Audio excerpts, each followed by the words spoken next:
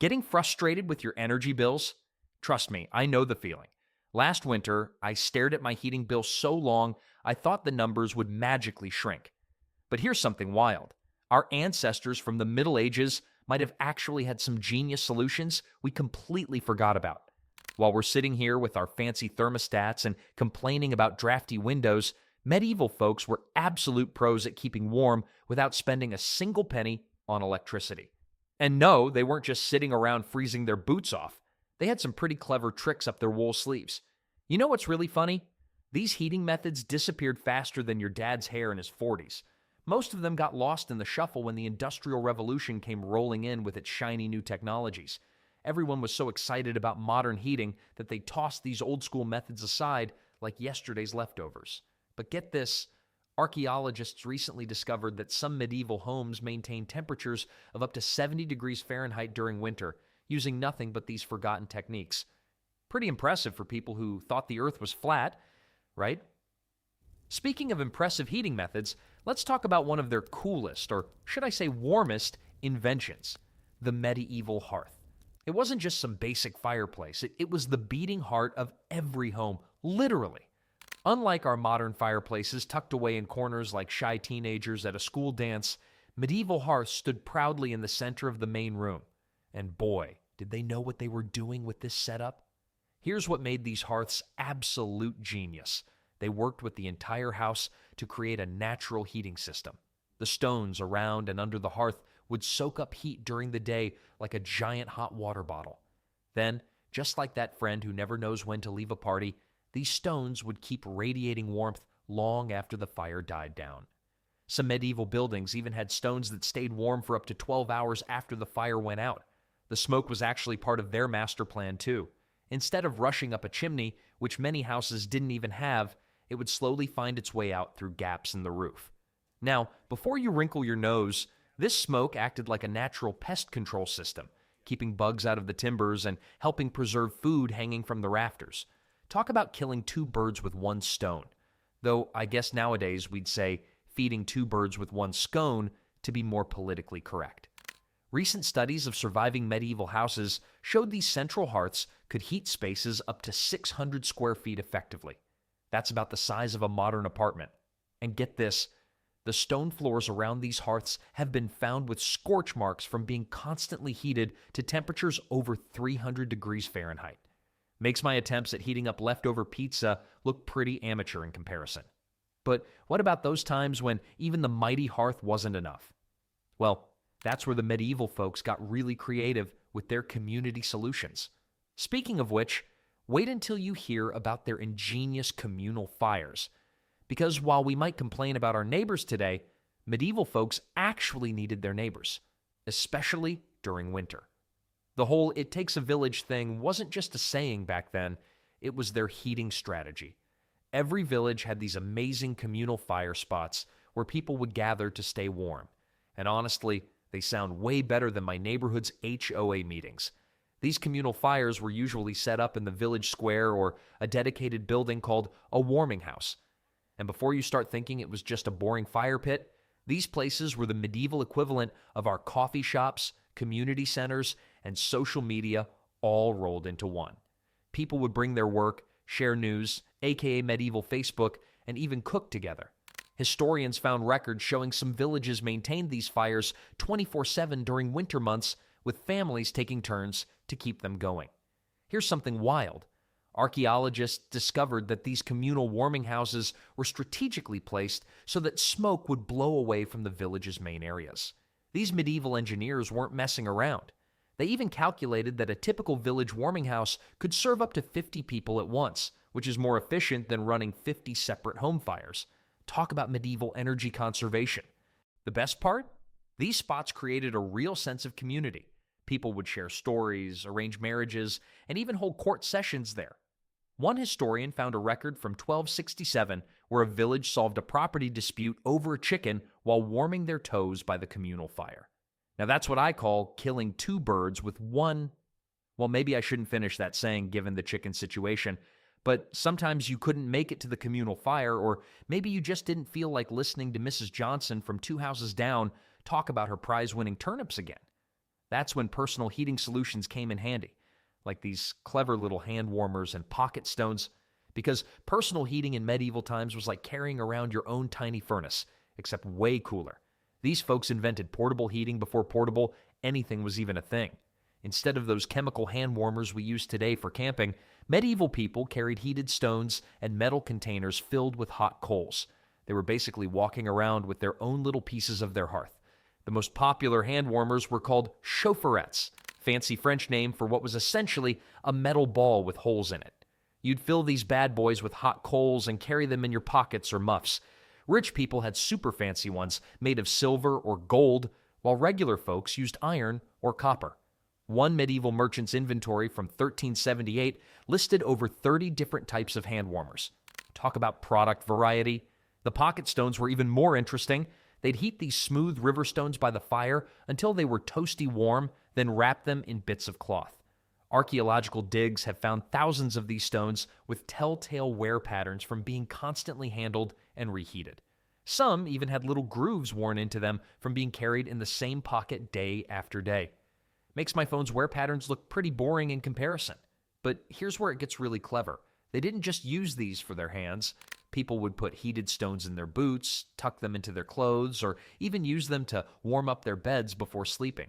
There's this hilarious court record from 1422 where a man got in trouble for accidentally taking someone else's heated stone at a church service.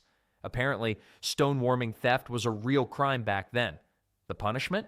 He had to provide heated stones for the entire congregation for the rest of winter. Some doctors even prescribed specific types of stones for different ailments. Got a stomachache? Here's a flat stone. Sore back? Try this curved one. It was like the medieval version of a heating pad prescription. The funny part is, modern science shows they weren't totally wrong. Heat therapy actually does help with certain types of pain. And when personal heating wasn't quite enough, medieval folks turned to an even more interesting source of warmth: their furry friends. But I'm not talking about cats and dogs here. The medieval solution for home heating involves some much bigger animals. In fact, you might be wondering why medieval barns were often connected to houses. Well, it wasn't because farmers were too lazy to walk outside. They were actually using their livestock as living, breathing furnaces. A single cow gives off as much heat as a small space heater, about 1,000 BTUs per hour. Now multiply that by 5 or 6 cows, throw in a couple of sheep, and you've got yourself a serious heating system. Medieval farmers would build their homes with a clever setup. The living areas would share a wall with the animal barn, usually on the north side, to block those chilly winds. The animal's body heat would seep through the walls, creating a natural warming effect. It's like having a bunch of space heaters that also produce milk and wool. Studies of surviving medieval farmhouses show that rooms sharing walls with animal pens stayed about 10 degrees warmer than other rooms. The best part? These animals were basically self-maintaining heaters. Feed them some hay, and they'd keep pumping out warmth all night long. Sure, the smell wasn't great. Medieval air fresheners weren't really a thing, but I guess when you're freezing, a little farm fragrance is better than turning into a human icicle. One medieval text from 1382 actually gives specific instructions about which animals make the best heaters. Cows were top tier, followed by horses, while chickens, well, let's just say they were the medieval equivalent of those tiny USB heaters that barely work. There's even a record of a landlord in 1415 who charged less rent for houses that didn't share a wall with the barn. Medieval real estate's first heating included discount. But what about folks who couldn't handle the barnyard aromatherapy? Well, they got pretty creative with their next heating solution. Using some seriously smart science, even though they didn't know it was science, they figured out how to make fire work twice as hard using reflectors. Because long before anyone knew about the physics of heat reflection, these clever folks discovered that shiny metal plates and polished stone surfaces could bounce heat back into a room like a basketball player, making a perfect pass. The most common reflectors were made from polished brass or copper sheets, strategically placed around fireplaces and cooking areas. These weren't your average bathroom mirrors. We're talking about massive metal plates, some as big as dining tables. Archaeological finds show that by the 14th century, some wealthy homes had entire walls covered in polished metal panels. Talk about medieval bling with a purpose. The science behind it is pretty impressive. Tests on recreated medieval reflectors showed they could increase a room's temperature by up to 30%. That's like getting a third more heat from the same amount of firewood. And these folks figured this out centuries before anyone understood how heat radiation worked. My high school physics teacher would have been impressed. Here's a fun fact. One medieval castle in France had silver-plated walls in its great hall. The lord who installed them wasn't just showing off his wealth, he was actually creating a massive heat reflector system. Though, I bet explaining that to the tax collector was interesting. No, really, the silver walls are for heating, not just to make my neighbors jealous. The best part?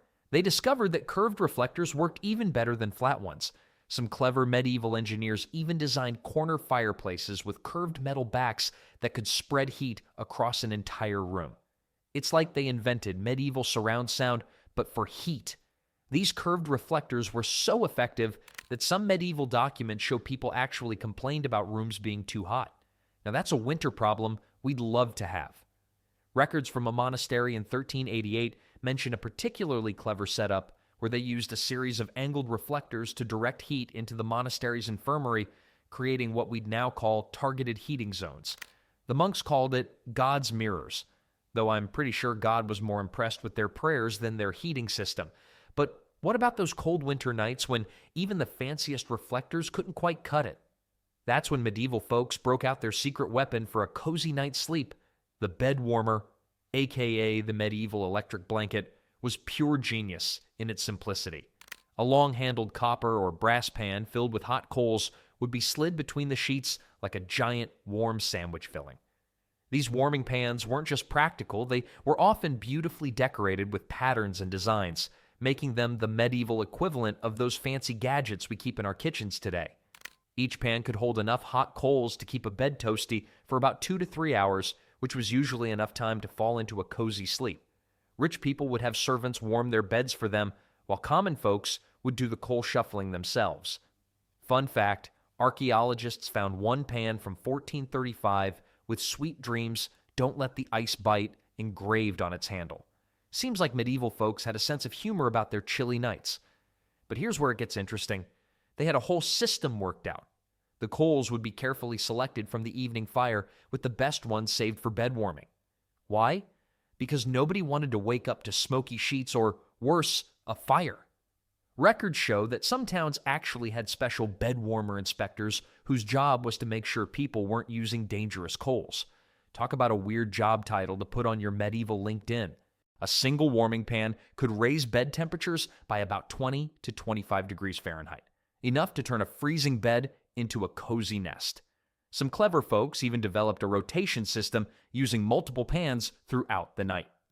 One historical document mentions a particularly cold winter in 1442 when a nobleman used 6 different warming pans to keep his massive bed heated. That's what I call high-maintenance sleeping.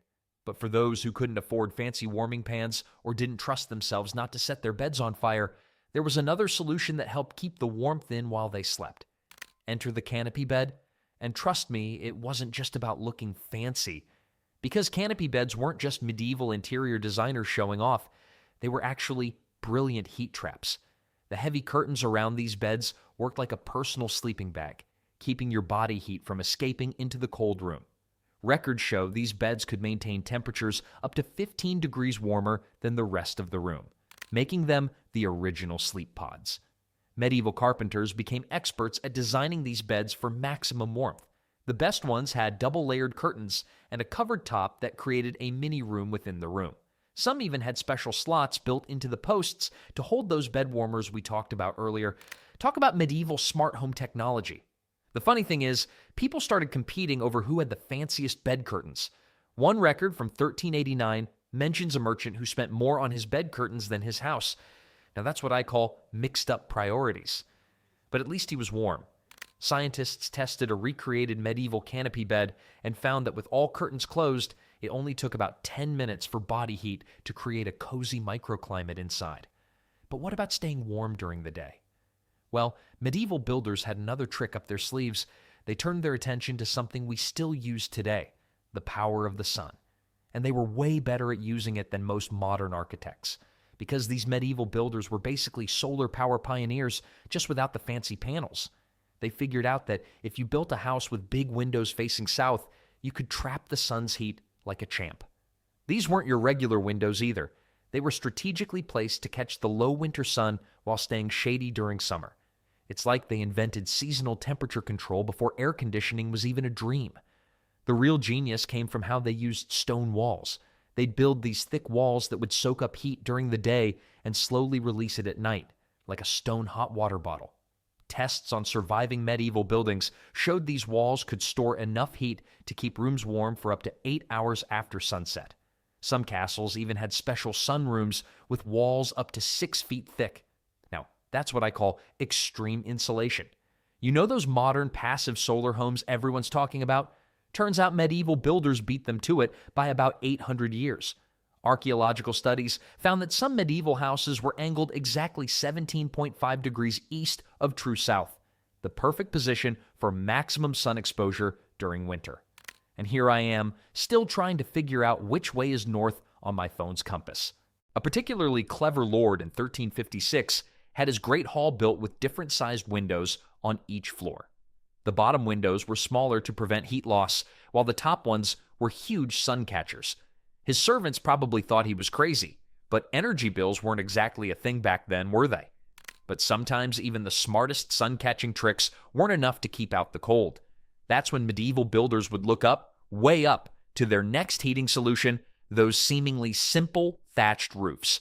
Weren't just medieval folks trying to look rustic, they were actually incredible natural insulators. Pack straw creates thousands of tiny air pockets that trap heat, working just like modern home insulation. But unlike that pink stuff in our attics today, these roofs were completely natural and lasted for decades. A well-made thatched roof could be up to 2 feet thick, and tests show they were better at keeping heat in than most modern roofing materials. The really wild part? These roofs actually breathed. They'd let just enough moisture escape to prevent mold while keeping all the warm air inside. A properly thatched roof could reduce heat loss by up to 50% compared to other medieval roofing options. One medieval record from 1397 mentions a particularly snowy winter where thatched houses stayed so warm the inhabitants had to open their windows. In January. Meanwhile, their tile-roof neighbors were probably huddled around their fires, wondering what kind of magic was happening next door. But the best invention for staying warm during those long winter nights? Well, that came from some seriously creative thinking about where to put hot rocks. These medieval heating engineers had one last trick up their sleeves, and it involved turning the floor into a giant heating pad. Because here's the thing about really big stones. They hold on to heat like teenagers hold on to their phones. Medieval people discovered that if you heated up large stones in a fire and then tucked them under the floorboards, they'd radiate warmth for hours. It was like having heated floors before heated floors were cool. A typical setup would use stones weighing between 20 to 30 pounds each. They'd heat these bad boys up during the day, then slide them into special slots under the wooden floors or benches. Tests on similar stones showed they could stay warm for up to 6 hours. And get this, some medieval houses had dedicated stone warming pits built right into their kitchens, like a prehistoric microwave just for rocks. The really fancy places even had stone warming schedules. Documents from one 15th century manor house show they rotated 24 stones throughout the day, with servants switching them out every 4 hours. Talk about a hot job. Scientists estimate this system could maintain room temperatures around 65 degrees Fahrenheit, 18 degrees Celsius, even when it was freezing outside. One monk wrote in 1403 about how they used this trick in the monastery's infirmary. He called it God's own heating. Though I'm pretty sure God would have just invented central heating if he was directly involved in medieval architecture. And there you have it, 10 genius medieval heating methods that put our modern solutions to shame. Makes you wonder what other brilliant ideas we've forgotten over the centuries, doesn't it? Maybe it's time to bring some of these back. Minus the barnyard smells, of course.